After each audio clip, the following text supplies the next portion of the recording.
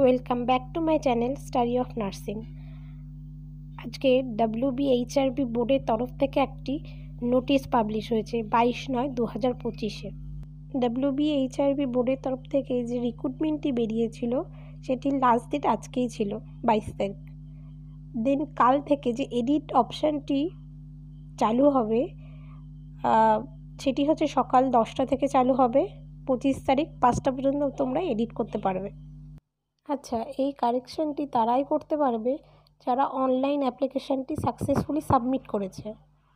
এই এডিট উইন্ডোটি শুধুমাত্র একবারই অ্যাপ্লাই করা যাবে, সেটা হচ্ছে একবার কারেক্ট করে রিসাবমিট করতে পারবে বা মডিফাইড করতে পারবে।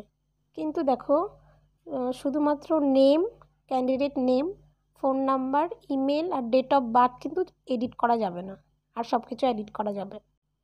23 তারিখ সকাল 10টার পর থেকে এই এডিট প্রিভিয়াস ডাটা এই বাটনটি অ্যাভেলেবেল হবে।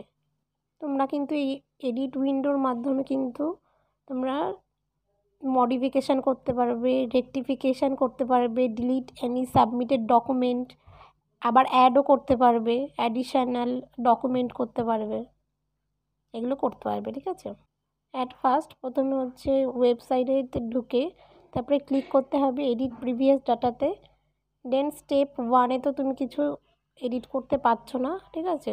দেন এই দেখো 7 স্টেপ থেকে সব কিছু দেখিয়ে দিচ্ছি যে ক্যান্ডিডেট কীভাবে এডিট করবে স্টেপ বাই স্টেপ। এই নোটিশটায় খুব সুন্দর করে দেখিয়ে দিয়েছে যে কীভাবে তোমরা স্টেপ বাই স্টেপ এডিট করতে পারবে। যা ডকুমেন্ট তোমার মডিফাই করতে হবে, এডিট করতে হবে, সব করার পর কিন্তু অবশ্যই তোমাকে সেভ বাটনে ক্লিক করতে হবে, না হলে কিন্তু প্রিভিয়াস যে ডাটাটা ছিল সেটাই কিন্তু সেভ হয়ে সাবমিট হবে। সো তুমি হচ্ছে যেটা মডিফাই করছো সেটা কিন্তু তারপর সেভ করে দেন প্রসিড করতে হবে। স্টেপ 1 ওটায় কিন্তু কোনো সেভ বাটন থাকবে না, ডিরেক্টলি হচ্ছে প্রসিড বাটন থাকবে, কারণ স্টেপ 1-এ কিন্তু কিছু এডিট করতে পারবে না তুমি, ওখানে নেম, ফোন নাম্বার এসব থাকবে।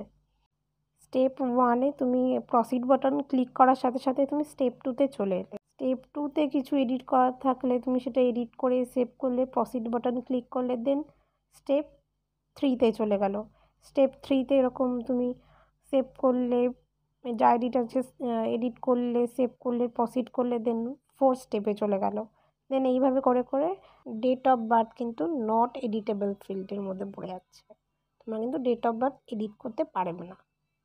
এরপর তুমি চাইলে সেকেন্ড বার আর কিন্তু তুমি এডিট করতে পারবে না, আর চান্সই পাবে না এডিট করার। স্টেপ 4-এর পরে কিন্তু তোমার সাবমিশন বাটন আসবে। সাবমিশন বাটন ক্লিক করার পর তারপর দেন কিন্তু ফাইনাল সাবমিশন আসবে, ওটাই কিন্তু ফাইনাল সাবমিট করে দিলেই কিন্তু তোমার অনলাইন অ্যাপ্লিকেশান কিন্তু ডান হয়ে গেল, সাবমিট হয়ে গেল, ফাইনাল সাবমিশন। খুব সুন্দর করে চার্ট করে আবার সেকেন্ডবার বুঝিয়ে দিয়েছে। দেখো, স্টেপ 1-এ হচ্ছে full name, mobile number, email number, এগুলো কিন্তু নট এডিটেবল, ঠিক আছে। আর এডিটেবল হচ্ছে কিন্তু এই যে ডিসিপ্লিন। আর স্টেপ 2-তে হচ্ছে অল ফিল্ডস আর এডিটেবল, মানে এখানে সব কিছুই কিন্তু তুমি এডিট করতে পারবে। আবার স্টেপ 3-তে এটাও তুমি সব কিছু এডিট করতে পারবে। আর স্টেপ 4-এ হচ্ছে তোমার কোয়ালিফিকেশান, এক্সপিরিয়েন্স, এগুলো কিন্তু এডিট করতে পারবে। ঠিক আছে, সবাইকে তাহলে অল দ্য বেস্ট। কালকে ভালোভাবে সবাই মডিফিকেশান, এডিট এগুলো করে নিতে পারো, যার যা ভুল আছে। সবাই তাহলে ভালো থেকো, সুস্থ থেকো, আর ভিডিওটি ভালো লাগলে অবশ্যই লাইক, সাবস্ক্রাইব আর শেয়ার করে দিও।